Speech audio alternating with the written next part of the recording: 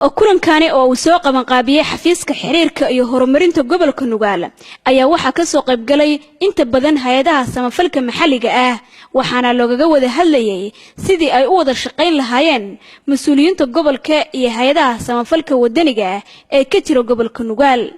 furitaanka kulankani ayaa ugu horeynba waxa ka hadlay gudoomiyaha gobolka Nugaal Cabdi Xirsi Cali Qarjab waxaanu ku dhiirigeliyay hay'adaha samafalku in wax qabad dhab ay u sameeyaan bulshada.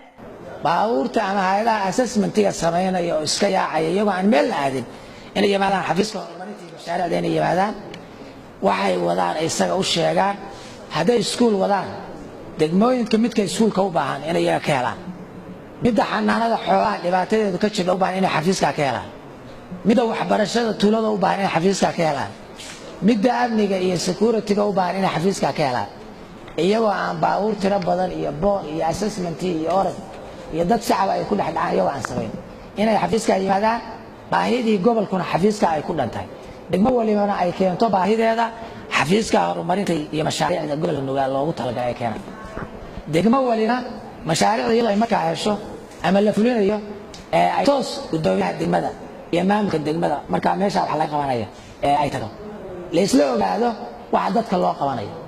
intaas kadib ayaa waxa hadalka la wareegay Cabdalla Aadan Cadde oo ah agaasimaha horumarinta iyo xiriirka caalamiga ah ee gobolka Nugaal waxa uu ku dheeraaday waxyaabaha loo asaasay xafiiskiisa asagoona ugu baaqay hay'adaha samafalka wadaniga ah in uusan waxtarkoodu ku ekaan seminar kaliya oo la qabto balse looga baahan yahay wax qabad dhab ah.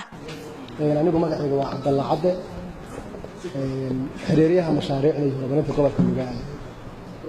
xafiiska waxaa la aasaasay muddo ku siman 4 bilood waxaana loo aasaasay baahiyo badan dartood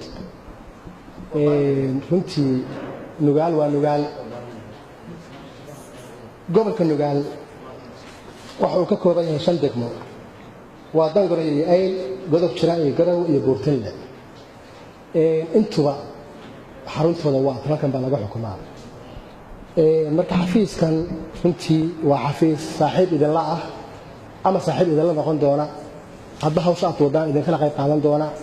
xafiiska looma aasaasin oo looma furin inuu caqabad ku noqdo hawlaha aad wadaan. far kaliya fool ma dhaqdo qof kaliya waxba ma samayn karo. maanta deegaanka madaxweynuhu leeyahay kaligiis waxba ma qaban karo hadduusan garab helin. wasiirka sidoo kale agaasimaha sidoo kale cid aad u wanaagsan mujtamacii baa waxaa isaga jira ama se hay'ado waxaa jira qaarkood yaana kulli wada oran waxay doonaan iska sameeyaan. dhinaca kale xubnihii ka socday hay'adaha samafalka wadaniga ee kulankaasi ka soo qayb galay ayaa sheegay in wada shaqayn buuxda la yeelanayaan qaybaha kala duwan ee gobolka Nugaal waxaana arintaas ka hadlay Cabdilcasiis Diiriye Baahane oo ka socday hay'adda Hadma. aad bay loo farxad gelinaysaa in loo sameeyo qaab habraac leh iyo xafiis ay ku soo ururto laga xisaabtamo hay'aduhu waxay qabanayaan. haddaan ku noqdo runtii arinta gobolka ka hadlay waa arin jirta oo waxay u muuqdaan hay'aduhu inay duminayaan maamulka ayaa qaar la oran kara.